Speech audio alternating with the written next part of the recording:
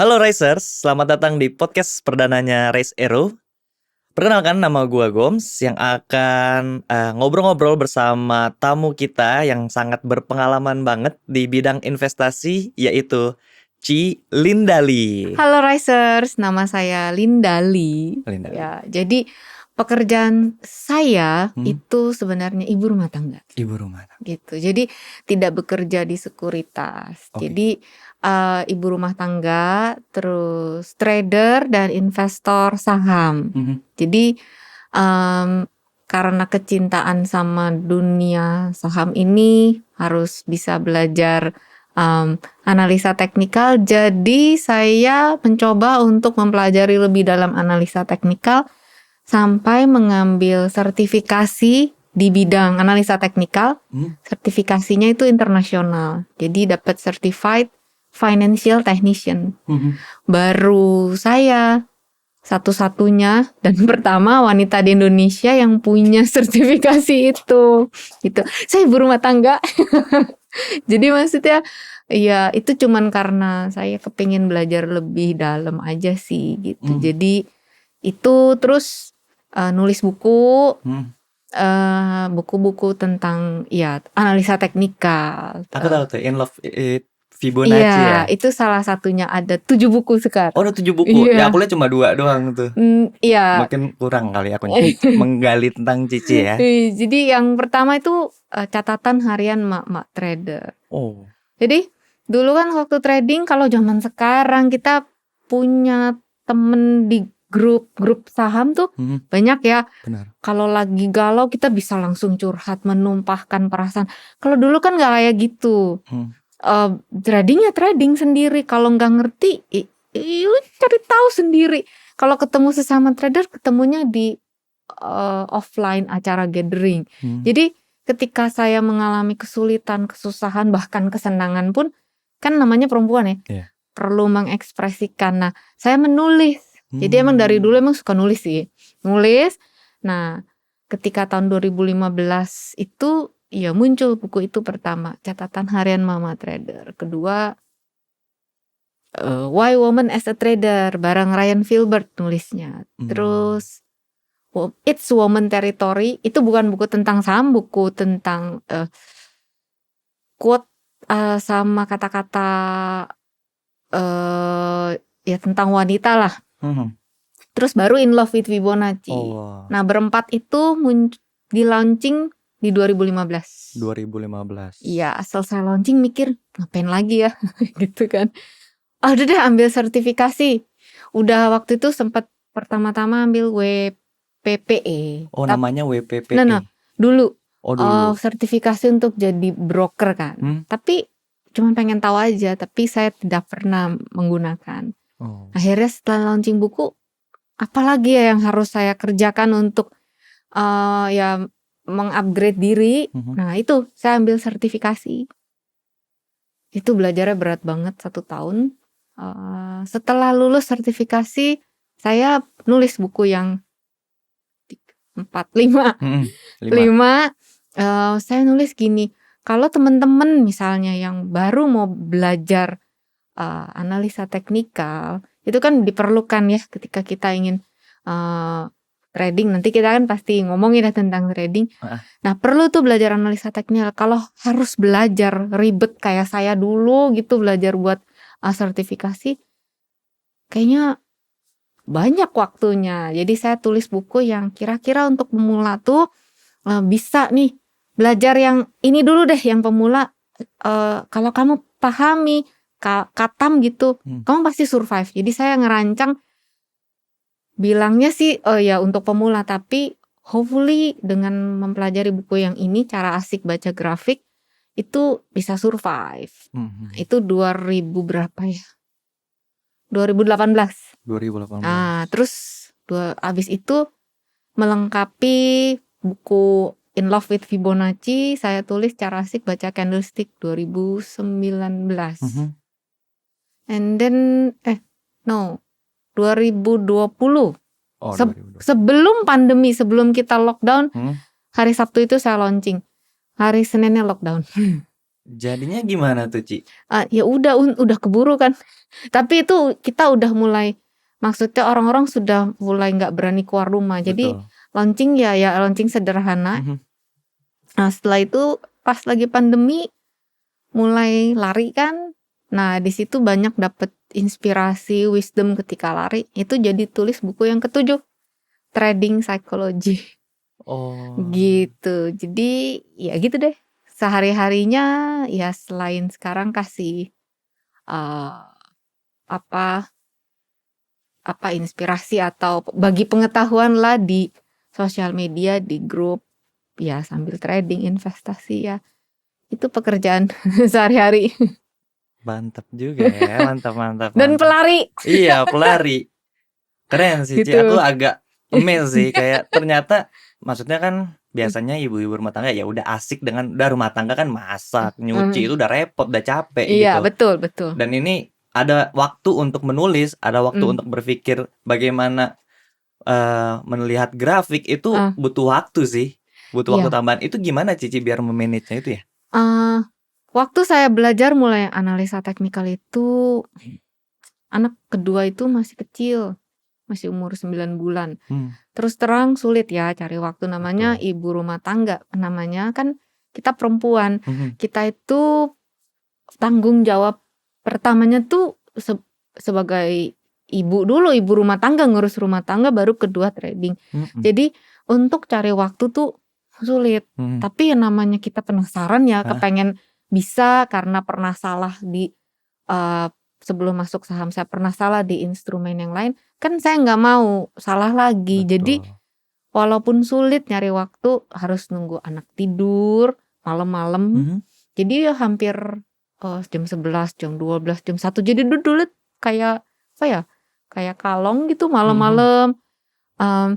Kita buka komputer aja bingung karena udah lama kan teknologi maju terus. Kita kan tidak update. Jadi begitu buka aja itu takes time untuk kita cope sama teknologi yang pada saat itu. Jadi ya harus selesai semua tugas baru mengerjakan. Mhm. Tapi ketika anak mulai tambah gede, Mhm. waktu saya berarti kan tambah banyak yang Betul. lebih luang. Nah, Mhm. di situ ya yang penting saya atur supaya tugas sebagai ibu rumah tangga itu selesai dulu. Mhm. Kalau perlu bangunnya lebih pagi. Jadi saya memanjangkan waktu dengan cara bangunnya lebih pagi supaya ketika market buka saya udah bisa memantau. Kalau kayak sekarang pokoknya harus sudah selesai lari Mhm. sebelum market buka. Oh, Gitu. berarti kalau lari itu tiap hari juga?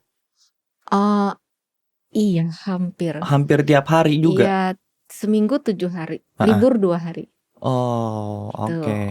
Jadi badan dikasih istirahat lah 2 hari. Mohon maaf nih, Ci Iya. ya.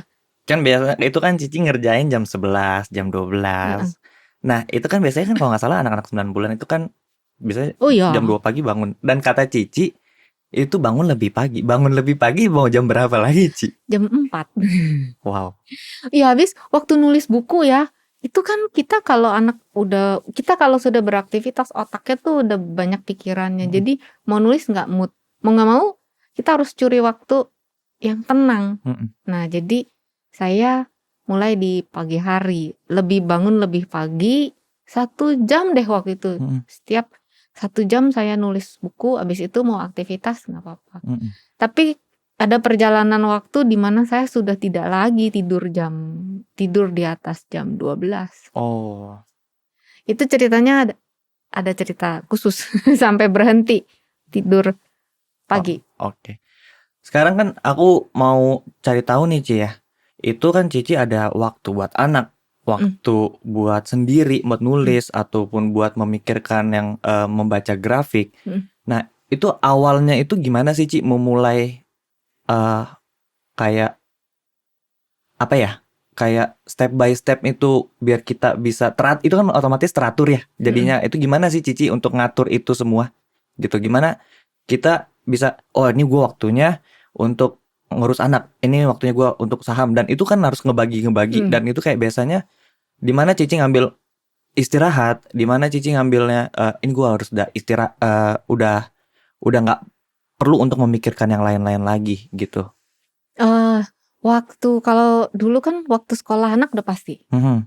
Ya kan jam segini sampai jam segini. Oke. Terus saya perhitungkan masak kira-kira berapa jam. Mhm. Terus itu langsung hitung mundur. Kalau saya perlu waktu untuk nulis buku, mundur lagi. Jadi sebenarnya udah ada timetable-nya. Market buka jam 9, Betul. anak sekolah jam segini. Berarti saya hitung mundur aja. Saya harus bangun jam segini gitu. Jadi Oke. ya karena jadwalnya teratur, saya gampang untuk memperhitungkan sih seperti itu. Oke. Sekarang tuh investasinya Cici tuh ke produk apa aja sih, Ci? Pastinya saham, terus Tas? enggak. Oh enggak, bukan ya, bukan kayak gitu. Apa jangan sepatu tuh? Enggak juga. Oh enggak juga. Enggak juga. Cuma saham sama LM yang fisik. LM yang fisik. Iya. Oh, oke. Itu soalnya udah dari saya kecil. Jadi itu dipaksa sama orang mama. Oh, oke. Jadi kalau saya punya uang hasil angpau itu kan pengennya dibelanjain ya, tapi mama langsung kayak dipalak gitu, nggak bisa, harus disimpan. Saya pikir ya udahlah ya, kita nggak berani melawan. Ya udah, begitu uangnya udah terkumpul ternyata dibeliin emas. Nah, anak zaman dulu kan kesel, ngapain dibeliin emas gitu kan, buat apaan. Tapi saya setelah menikah dan waktu itu saya pengen beli aset kurang. Nah itu saya baru ngerti, ya itu yang dari zaman saya kecil uang saya disisihin itu ternyata sekarang berapa belas tahun kemudian saya menikmati hasilnya itu di situ. Nah waktu itu mama saya rajin untuk itu investasi emas, tapi yang fisik, yang logam mulia. Iya. Kalau yang sekarang kan ada sertifikatnya. Iya. Jadi sebelum kenal saham sebenarnya ya saya udah di situ, ya itu. Nah sekarang saya menurunkan itu ke anak. Nah kalau anak langsung 2, saham dan logam mulia itu. Oh, anak langsung dikenalin saham nih? Udah, kan anak saya udah gede. Oh udah gede, saya tadi kira masih yang 2 tahun tuh. Anak saya udah mau 9 kuliah. bulan. Kira aku masih 9 bulan tadi tuh. Udah gede. Oh udah gede ya. Yang 9 bulan udah jadi 13 tahun sekarang. Oh udah 13 tahun. Yang paling gede udah 17 tahun. Gimana Cici untuk mengedukasi anak Cici? Itu kan masih 13 tahun ya. Yang sekarang tuh zamannya belanja-belanja online. Ember, dan bener. itu kan orang pengennya maunya ya udah keluarin duit. Sedangkan aku pernah memang mendengar kayak mental orang miskin itu dia kalau memang dapat duit pengennya belanja. Padahal nggak perlu, yang penting gue punya gitu. Sedangkan kalau mentalnya yang dia orang kaya, dia dapat duit, dia investasikan ke tempat sesuatu apapun itu gitu, bisa ke tas mungkin atau bisa ke saham. Nah itu gimana Cici edukasi anak Cici untuk kenalin saham tuh gimana? Oke, pertama saya mungkin nggak langsung ke saham, tapi saya mungkin ngajarin mereka gini, kalau kamu mau belanja, kamu mikir dulu, is it what you need atau what you want? Itu tuh kebutuhan kamu atau keinginan kamu gitu. Jadi mereka suruh mikir gitu, ini cuman mau doang apa memang butuh? Itu satu. Terus kedua, ya karena gimana ya, kalau dari kita mau belanja makanan atau mau belanja baju atau apa, dari dulu saya suka mikir, coba dilihat kalau memang itu terlalu mahal, mendingan cari yang lain gitu. Kan kita tahu kebiasaan saham, bidnya tuh berapa gitu. Kita mau ada bid ada offer. Betul. Jadi misalnya kita mau beli kayak saya misalnya deh sepatu lari. Oke, saya cuman berani bid misalnya sampai 2,5 juta 3 juta gitu. Lebih dari itu entar dulu gitu, karena saya hanya berani untuk mengeluarkan itu segitu. Nah, itu pun mikir kalau segitu itu ekonomisnya itu bisa dipakai sampai berapa lama gitu. Kayak sepatu lari misalkan 2000 kilo harus ganti. Oke, 2000 kilo tuh kira-kira misalnya 1 tahun gitu kan. Gitu. Jadi mikirnya belum beli udah mikir dulu gitu. Dan ya itu yang udah saya ini sih, maksudnya kita nggak pernah tahu loh ya masa depan tuh kayak apa ya. Jadi saya selalu bilang jangan semua habis untuk dibelanjain. Kamu nanti akan tahu sendiri gitu. Nah itu dia belajar sih, kayak dia bilang gini yang gede, iya ya, saya mikir kenapa misalnya dia beli online, bukan barang-barang apa sih, kayak saya nggak ngerti dia seneng bikin apa gitu. Ternyata apa yang saya belanjain itu enggak, setelah lewat ternyata nggak jadi sepenting yang dia pikir waktu itu, dia bilang gitu. Saya bilang bagus. Terus saya kasih dia baca buku Psychology of Money. Jadi di situ bener-bener dia mind blowing. Dia bilang ini, oke deh mah, untuk waktu itu Natal ya, saya tanya kamu Natal mau kado apa? Setelah baca buku ini, saya minta saham aja. Ah gimana? Saya bilang gitu. Gimana? Maksudnya, oke waktu ulang tahun saya udah kasih kado saham gitu. Tapi saya pikir waktu Natal kadang-kadang ketika dia ingin sesuatu yang di luar dari uang tabungan dia, jadi dia nunggu sampai momen-momen tertentu. Misalnya Natal, ulang tahun, dia jadi pengen minta sesuatu yang lebih deh dari biasanya. Nah dia nunggu momen. Nah waktu kemarin dia bilang enggak, saya mintanya saham. Oke, saya bilang itu.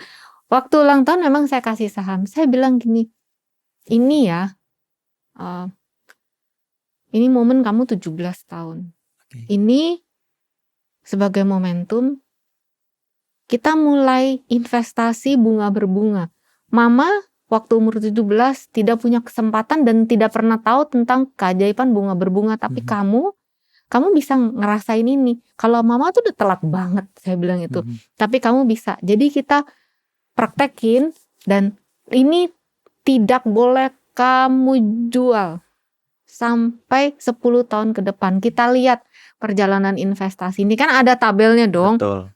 Kita kan saya nggak mau cuman angka, tapi bener-bener lu ngerasain kayak gitu. Nah, saya cuman bilang ya things itu bisa ya remain things, tapi kalau sesuatu yang kita beli dan di kemudian hari nilainya bertambah, bukankah itu lebih besar dari nilai yang kita spend sekarang kan? Kayak gitu. Jadi dia di hal-hal kecil ngomongin ke anak-anak seperti itu sih. Harus selalu menyisihkan.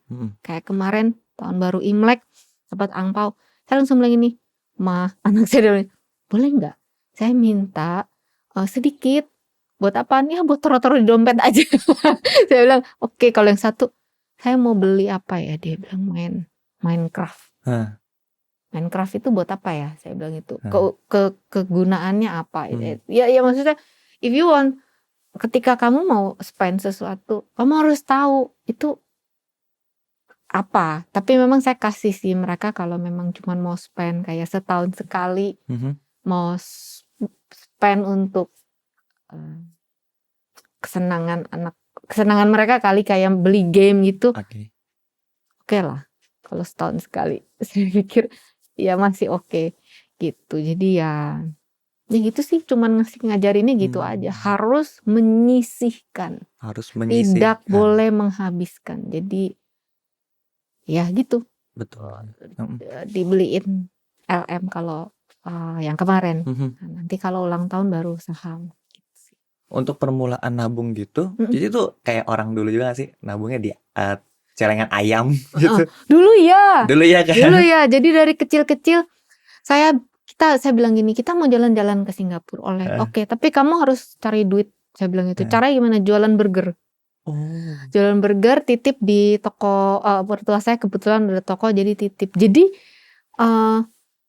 masing-masing kedua anak itu, yang satu waktu itu dia jualan burger. Kalau yang satunya lagi kemarin dia jualan craft, dia titip di Tokopedia saya. Jadi dia kepengen beli earbud, harganya 400.000.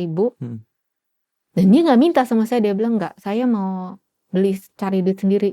Jadi sempat belajar jual saham juga sebentar, sama selebihnya dia jual art and craft. Jadi ya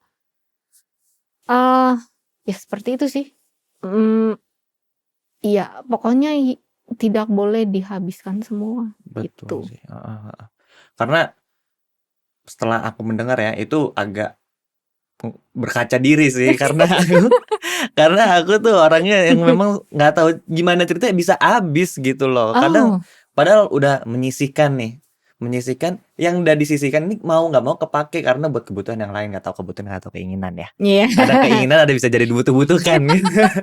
Nah, itu beda tipis ya. Iya beda tipis kadang. Aduh mau ini beli headset nih karena kedengarannya kurang gitu Hmm, kan. Ternyata sebenarnya bisa aja kan yang kemarin tuh dijual lagi iya, kan bisa ya Ci ya sebenarnya. iya. Kayak kemarin baru semalam, "Mah, Mm-mm. kenapa? Kenapa nggak beli apa ini earbud? Earbud. Kan yang itu keren Samsung." Begitu Mhm. dibuka, dalam hati, ini mama sudah ada sih, yang masih ada ini masih bisa dipakai sih. Mhm. Jadi sementara ini ya pakai aja yang masih ada kan belum Betul. rusak. Saya bilang itu. Betul. Jadi kayak gitu. Nah, kalau kayak kebutuhan misalnya, sepatu lari saya sudah 2000 kilo, sebenarnya itu butuh untuk diganti baru. Mhm. Cuma karena misalnya, oh bulan ini lagi banyak pengeluaran, nanti deh bulan depan masih masih bisa bertahan dulu. Jadi Mhm. kayak gitu sih yang ya itu yang kalau saya mau spend sesuatu juga saya cerita sama anak-anak kayak Mhm. beli earbud. Mereka tahu ngajarin gimana apa namanya review ya. Kalau Mhm. lihat di YouTube Mhm. ngajarin gini gini gini gini sampai akhirnya saya memutuskan enggak deh mama nggak beli dulu. Mhm. Ternyata yang ini dibenerin masih bisa ya ya kayak gitu. Jadi between needs atau wants sih Iya. itu. Ya cuma itu aja. Karena memang di zaman sekarang tuh yang paling susah tuh gengsi, Ci. Beneran, Ci. Kadang kayak ih pakai earbuds lebih keren kalau nggak ada pakai kabelnya kan, nggak Ah, ribet gitu. Terus pakainya mungkin yang merek ini, merek itu, ya kan. Kadang itu sih yang buat anak muda nih kayak gue harus beli gitu. iya. Jadi permasalahan sekarang tuh Ci, anak muda sekarang kan yang paling susah itu ngalahin gengsinya ya. Mm-mm. Kadang dia mau untuk bersosialisasi sama teman-temannya itu ada yang pakai gengsi gitu kan. Mau nggak mau pasti ada uang yang keluar gitu. Pola pikir yang seperti apa sih Ci yang menurut Cici kayak ada misal dia pertemanan seperti itu untuk mengalahkan gengsinya karena kan sebenarnya gengsi ini bakal ngeluarin duit. Sedangkan Betul. duit ini sebenarnya kalau dia nggak mungkin kalau nggak ketemenan sama mereka bisa ditabung ke tempat yang lain atau dikeluarkan ke tempat lain atau ke investasi gitu Mm-mm. kan. Kalau menurut Cici gimana tuh untuk mengatur pola pikir seperti itu? Gini, ketika kita membeli sesuatu, Mhm. uang kita berubah bentuk menjadi sesuatu itu. Mhm. Dan sesuatu itu, coba kita pikir, apakah di kemudian hari nilainya akan bertambah atau berkurang? Mhm. Ketika teman-teman punya duit 5 juta, Mhm. lalu memutuskan demi gengsi dan demi diterima untuk pertemanan teman-teman, Mhm. akhirnya eh, sebenarnya nggak perlu ganti handphone, tapi demi diterima dan demi konten sosial media bahwa saya punya handphone baru gitu, dia ganti handphonenya gitu.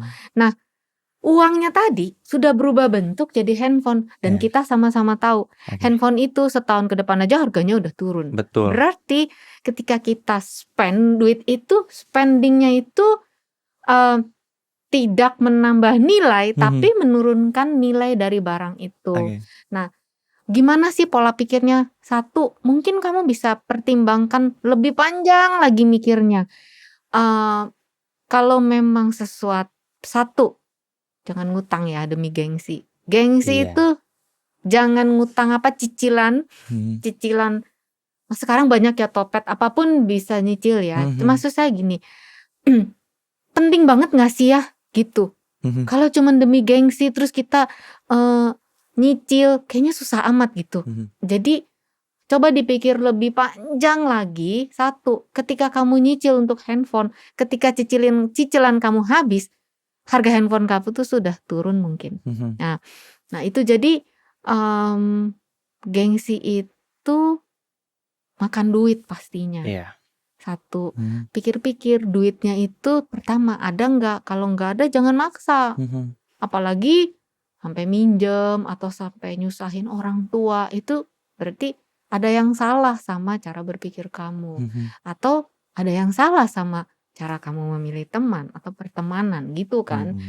Ya, bangga aja dengan apa yang ada saat ini. Toh kalau misalnya kamu punya uang dan kamu investasikan, di kemudian hari nilainya meningkat, itu yang menikmati itu kan kamu juga, masa depan kamu, bukan teman-teman kamu, bukan sosial media. Sosial media itu cuman hanya ya Instastory hanya 1 kali 24 jam. Feed nanti juga ketutup sama feed yang lain.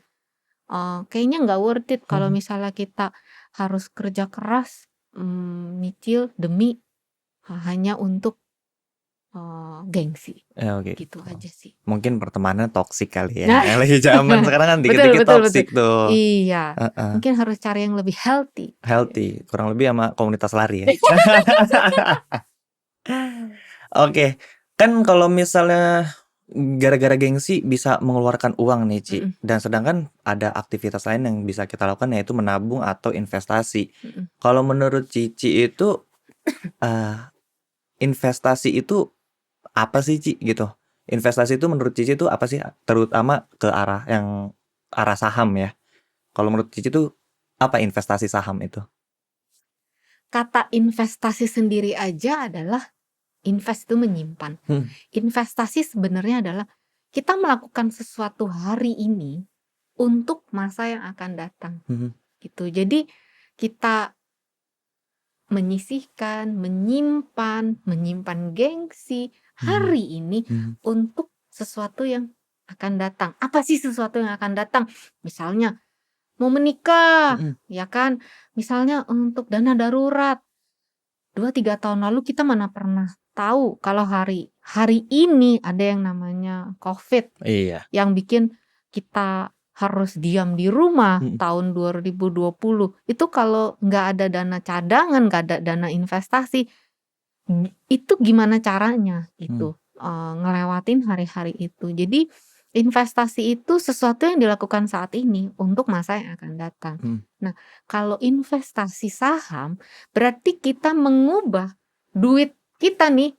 Kalau tadi dirubahnya jadi barang-barang yang nilainya turun, tapi kalau saham itu kita merubah jadi bentuk kepemilikan sebuah perusahaan. Nah, saham itu sebenarnya adalah bukti kepemilikan kita akan satu perusahaan gitu. Jadi misalnya ini perusahaan A, oke, saya pengen jadi pemilik, tapi baru mampunya beli misalnya 100 lembar. Oke, hanya beli 100 lembar tetap saya itu menjadi pemilik perusahaan A gitu. Jadi kalau si perusahaan ini menghasilkan laba, saya dapat labanya gitu. Jadi kita menginvestasi menjadi pemilik sebuah perusahaan. Itu saham gitu. Ya tinggal dipilih deh perusahaannya.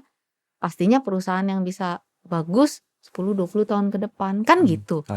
Jadi kalau dianya bagus kan kita juga menikmati gitu. Itu investasi saham. Oh gitu. Kalau boleh tahu sedikit nih, Ci, rahasia aja gitu. Cuma jumlahnya aja nggak apa-apa. Ada berapa perusahaan yang Cici milikin berarti sekarang? Oke, kalau yang investasi berapa ya? 10 kali ya? 10? Oke. Yang investasi iya. ya? Ya kayaknya segitu. Ada 10 ya? Oke. Nah, kenapa Cici lebih milih investasi saham daripada investasi lainnya, ibaratnya mungkin tas, karena kan sekarang tas juga kadang ada yang aku nggak tahu ya, biasanya perempuan-perempuan yang tahu ya. Mungkin kalau aku sih taunya sepatu, jam. Iya, jam kayak gitu. Kenapa milihnya investasi saham, Ci? Karena pertama saya nggak ngerti tas. Oke. Saya nggak ngerti jam. Juara ini, nggak ngerti tas, juara. Terus ya saya tas yang biasa aja udah cukup buat saya gitu. Saya nggak ngerti itu, jadi saya tidak ke sana. Saya ngertinya saham karena waktu saya mulai mengenal saham, saya masuknya itu sebagai saya memperlakukan saham itu sebagai barang dagangan atau barang komoditi. Jadi saya tuh terbiasa dari kecil itu untuk ketika ingin sesuatu saya earn, saya mencari gitu. Gimana caranya ya cari duit? Kalau dulu masih kecil bikin jepitan rambut, terus Mhm. begitu karyawan di rumah keluar kerja, saya buka lapak, Mmm. nungguin lapak, "Ayo beli jepitan," gitu. Mhm. Jadi saya terbiasa untuk melakukan sesuatu untuk mendapatkan uang. Oke. Nah, jadi konsepnya saya tuh konsep dagang. Nah, ketika Oke. ketemu saham, saham itu ternyata bisa diperdagangkan kayak gitu. Mhm. Ya, misalnya kayak dagang baju online lah, Mmm. modalnya 50.000 dijual 60.000 kita dapat untung 10.000. Mhm. Nah, kayak gitu. Nah, Mmm. saham itu bisa diperlakukan seperti itu. Jadi dibeli di harga yang rendah, dijual di harga yang lebih tinggi. Betul. Jadi karena ada keuntungan capital gain itu, saya memilih saham. Dan pada saat itu saham itu bisa dikerjakan di rumah, Iya. jual belinya. Waktu itu sih sambil nunggu anak sekolah Mhm. gitu. Jadi bisa bisa transaksi jual beli. Nah, ketika ke sini-sini saya mulai membagi portfolio saya bukan hanya dagang, tapi juga investasi Mmm. untuk jangka panjang yang mana itu nggak diperjualbelikan. Saya menikmati yang namanya dapat dividen Iya, gitu. Jadi dividen. kalau perusahaannya itu untung, Mhm. untungnya kan dibagi ke kita Iya. sesuai dengan porsi kepemilikan kita. Jadi ya itu yang bikin saya, ya saham sebagai investasi itu cukup. Nah, itu yang saya ajarkan juga ke anak-anak saya gitu. Walaupun, ya mereka cuma taunya pokoknya setiap bulan kalau dikasih uang, uang bulanan, Mhm. sisihkan langsung, pokoknya sisihkan, tapi harga sahamnya lagi naik, pokoknya beli. Kalau untuk investasi nggak usah lihat kapan gitu, pokoknya Mhm. beli karena kita pikirannya itu panjang gitu. Jadi itu udah pertanyaan deh setiap habis duit, "Udah transfer belum ke rekening saham?" Udah kayak Oh, polisi. beda ya pertanyaan bulanannya ya. Kayak misalnya, "Berapa butuhnya?" Kalau sekarang kan kalau biasa orang tua gitu kan, Heeh, ini kayak, "Udah belum?" "Udah transfer belum?" Ke RDN gitu, Oh. gitu sih. Oke, oke. Menurut Cici, tujuannya Cici waktu itu berinvestasi itu apa? Untuk mendapatkan tambahan uang, atau buat belajar, atau buat pengalaman? Tujuannya tuh apa sih awalnya? Tujuan saya pertama itu trading. Jadi ada beda ya Iya, antara betul. trading dan Mhm. investasi. Kalau trading itu konsepnya kayak tadi dagang Mhm. gitu. Jadi, dapat untung dikit Mhm, diambil. mhm. Kalau investasi kan kita simpen terus. Nah, itu saya melakukan investasi, eee, lamanya itu lebih untuk sahamnya lebih sedikit daripada, yang trading. Jadi trading-nya itu lebih lama. Nah, kalau dulu cuman gini, saya terbiasa untuk earning. Mhm. Saya terbiasa untuk cari duit dari kecil, eee, bekerja untuk menghasilkan sesuatu. Jadi ketika udah menikah, punya bayi, punya anak 2, "Nih gue ngapain ya di rumah ya?" Gitu. Kepengen dapet duit. Kalau dulu kan sampai jualan sushi lah, jualan anak ulang tahun, goodie bag, apa aja yang penting saya melakukan sesuatu terus bisa dapet, ya penghasilan Mhm. gitu, bisa ya buat beli sesuatu yang misalnya saya inginkan Mhm, mhm. atau butuhkan Mhm. gitu. Jadi sebenarnya waktu pertamanya trading itu kepingin ya dapet punya uang jajan aja gitu, sama udah Oh, capek tiap hari nunggu anak sekolah di mall, lama-lama bosen, ke mall kan keluar duit iya. gitu. Minimal parkir ya? Iya, jadi saya rasanya nggak bener begini terus buat saya. Mhm. Gitu. Jadi itu yang bikin saya seneng ketemu saham, oh ternyata bisa dimanapun yang penting ada internet, saya bisa memantau harga, gitu sih. Oh, gitu. Kan gini aja, kalau Cici kan seorang ibu rumah tangga atau mungkin seorang ibu gitu yang memang ada tanggung jawab kepada anak-anaknya Mhm. gitu kan.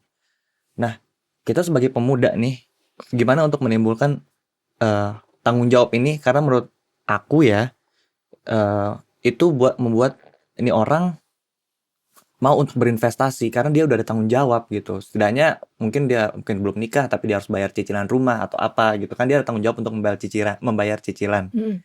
Gimana menimbulkan rasa tanggung jawab ini untuk menggunakan uang ini untuk berinvestasi saham gitu, Ci? Yang hari ini muda, 10 tahun lagi tidak muda lagi. Jadi waktu itu terus berjalan ke kanan. Waktu itu bikin kita itu tidak tambah muda tapi tambah tua. Ya. Kesempatan untuk berinvestasi itu bukannya tambah banyak tapi kesempatannya tambah sedikit. Oke. Gitu. Kalau tidak mulai dari sekarang berarti satu, kamu kehilangan waktu, kamu kehilangan kesempatan, kamu kehilangan memulai memupuk atau mengganti wujud uang kamu itu menjadi lebih sedikit dibanding kalau kamu mulai lebih cepat. Dan ya kita harus sama-sama tahu ya, kita nggak ada yang pernah tahu masa depan gitu. Misalnya, hari ini orang tua saya mah kaya, nggak usah investasi. Emang orang tua hidup selamanya? Kan enggak gitu. Kan kita harus bisa menyiapkan masa depan sendiri. Jadi ya itu sih, hari ini muda, 10 tahun lagi kamu sudah tidak muda lagi. Nah itu sih, Benar sih. harus mulai Iya, dari iya. sekarang. Karena waktu itu nggak bisa diulang sama kesempatan itu ya. Betul banget. Bener-bener, karena yang kayak tadi Cici mention, karena Cici ajarin ke anak karena Cici ngerasa itu udah telat kalau misalnya Cici yang Ya. sekarang gitu kan. Benar sih, Ci. Kalau sedikit sharing-sharing dari Cilinda gitu tentang tentang investor atau trader. Menurut Cici nih, cara investasi dari Cilinda tentang tentang investor atau trader ini gimana? Oke. Jadi kalau kita harus membedakan keduanya. Kalau mau melakukan keduanya sebaiknya bedakan juga rekeningnya karena strateginya beda. Oke. Ya. Kalau yang investasi kita beli udah simpen dah gitu ya, simpen kita untuk masa depan. Kalau yang trading kan kita harus liatin. Iya. Nah, investasi itu ibarat kita menanam benih. Benih itu kan perlu proses untuk tumbuh tunas, jadi pohon, pohonnya tinggi, jadi buah, itu Iya. perlu waktu Iya, iya. gitu. Kalau trading macam dagang, tiap hari buka lapak, nungguin dagangan, ada orang beli, barang habis kita beli lagi, itu perlu kita memantau. Nah, orang yang melakukan kegiatan investasi disebut investor. Orang yang melakukan kegiatan trading disebut trader. Nah, jadi harus dibedakan dulu menurut saya. Kamu dengan aktivitas yang ada, apakah bisa memantau pergerakan harga? Karena trading itu perlu menyisihkan waktu. Trading itu perlu untuk belajar analisa. Jadi harus banyak effort sih ke sana. Nah, kalau investasi yang penting konsisten sama sabar. Gitu. Jadi ya menurut saya melakukan keduanya bisa asal ya paham resikonya harus bagaimana dan bagaimana. Gitu sih. Terus sebelum kita mau ending nih, Ci ya. Tips and tricks dari Cici apa nih untuk investasi saham? Tips and tricksnya mungkin mulai menabung dulu atau mulai menyisihkan dulu. Menurut Cici gimana? Investasi itu yang pertama ya, sebenarnya kita harus investasi dari leher ke atas. Artinya investasi ilmu. Perlu mindset yang benar. Kayak tadi, bagaimana kita mengelola uang, bagaimana kita mau investasi kalau pengelolaan duitnya masih berantakan. Investasi jangan pinjem duit, itu udah pasti loh ya. Investasi itu kita dari duit yang kita ada, kita bagi untuk diinvestasikan untuk masa depan. Jadi jangan investasi pinjem duit, itu udah satu. Investasi leher ke atas maksudnya kita harus terus menggali pengetahuan, ilmu, mengetahui loh yang namanya investasi atau trading itu ada resikonya ya. Maksudnya kita bisa rugi. Gitu. Terus kalau pilih perusahaan yang salah, perusahaannya bisa delisting atau bangkrut. Itu kan sebuah resiko juga yang harus kita pahami di depan. Jadi itu yang dimaksud investasi dari leher ke atas sih. Jadi mindset terus menambah pengetahuan terus kayak hari ini misalnya Tracer dengerin podcastnya Iya. Rise Hero itu udah termasuk investasi dari leher ke atas Ah, gitu. Artinya kan menambah pengetahuan iya. seperti itu. Terus udah gitu belajar analisa. Karena sedikit-sedikit kita harus tahulah bagaimana sih, memilih begini, bagaimana kita mengetahui perusahaan yang baik dan yang kurang baik Mhm. gitu. Terus untuk investasi ataupun untuk trading harus paham-pahamlah, analisa fundamental atau teknikal. Jadi yang dasarlah, jangan sampai kita nggak ngerti sama sekali, nanti, kena FOMO atau pom-pom dari Iya. ya kasih tahu lah ya Iya anak iya. muda ya. Jadi kita nggak jadi korban gitu, kita bisa punya pegangan buat diri sendiri sebagai saringan. Maksudnya, nggak gampang untuk terbawa arus, jadi punya, paham-paham sendiri, oh mau pilih sahamnya kayak gimana, seperti apa, kayak gitu. Jadi, ya itu perlu belajar analisa, Belajar seperti itu. analisa. Iya, Oh, itu sih, perlu banyak bekal berarti ya? Maksudnya, perlu. ada pemikiran-pemikiran untuk menghitung resiko Oh kayak gitu-gitu pasti, ya? iya Oh, itu. Jadi jangan mikirin reward-nya mhm dulu, mhm mhm. tapi resiko. Ya, segala sesuatu ada resikonya ya, nyebrang jalan aja ada resiko, lari aja ada resikonya. Iya, yang keselimpet gitu. Betul, keselimpet nanti cedera lah, apa kakinya atau gimana, semua ada resiko sih. Oke, Ya, cuman kalau kita belajar dan latihan, mhm. prinsipnya kan sama semua, mau lari, mau trading, belajar dan latihan. Nah, makin lama ya pasti ada perubahan lah, Iya, kira-kira gitu. oke. Nah, untuk memotivasi anak muda zaman sekarang berinvestasi gimana, Ci? Ya, anak muda waktu tuh terus berjalan. Mhm, Kamu tidak selamanya muda, betul, kamu akan menjadi dewasa, kamu satu saat akan menikah, punya anak, mhm, punya tanggung jawab. Nah, betul. gimana, mempersiapkan masa depan kamu, kalau nggak dari sekarang gitu. Jadi Mmm, sebelum sampai di depan kita mulai, mempersiapkan, merencanakannya dari sekarang, mhm. gitu. Karena yang akan menikmati masa depan itu adalah usaha yang kamu lakukan hari ini, Oh, gitu. gitu. Oke, Cici, terima kasih banget untuk waktu dan kesempatannya bisa sharing-sharing mengenai investasi Sama-sama. dan kiranya dari obrolan kita ini bisa membuat anak muda zaman sekarang berani untuk berinvestasi, mulai dari belajar dulu dari tekniknya, menghitung resiko gitu. Teman-teman boleh follow Instagramnya Cici di apa, Ci, namanya? Di Lindali_Vibo Princess. Iya, itu dia. Karena di situ banyak banget informasi mengenai bagaimana menghitung resiko, ada juga technical-technical. Kalian bisa follow di Instagramnya Cici. Nah, kita udah di penghujung podcast ini. Terima kasih, Ci, untuk Sama-sama. segalanya, mulai dari tadi berangkat dari ibu rumah tangga sampai jauh juga ke investasi ya. Iya. Semoga Cici tetap sehat, Amin. tetap berinvestasi lebih lagi, bisa bisa sharing-sharing ke tempat lain Amin. lagi, mungkin bisa makin tambah berkatnya. Amin. Iya. Buat teman-teman, terima kasih udah menonton dan mendengarkan podcast dari Race Hero. Semoga teman-teman tetap menjaga kesehatan dan jangan lupa juga untuk mendengarkan dan menonton episode selanjutnya dari Race Hero. And see you Racers.